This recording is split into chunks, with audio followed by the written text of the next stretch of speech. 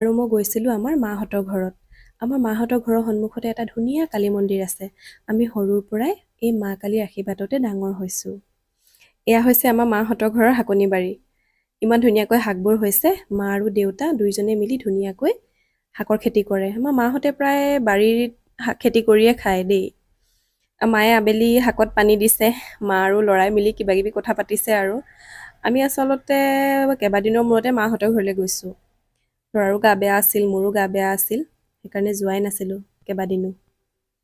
তাৰপাছত মায়ে আমাক চুজি বনাই দিলে, চাহ দিলে। আমি ধুনীয়াকৈ চাহ চুজি খালোঁ।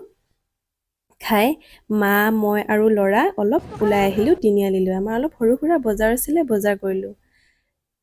বজাৰ কৰি মেলি হৈ গ'ল আৰু তাৰপিছত এওঁ গ'ল আমাক আনিবলৈ। তাৰপৰা এওঁ ক'লে যে আজি মাংস খাওঁ। তেওঁ ক'লে, মই বোলো হ'ব যোৱা মাংস লৈ আহা, আৰু সৰু সুৰা কিছুমান বস্তুও নাছিলে পাকঘৰৰ, সেয়াও বজাৰ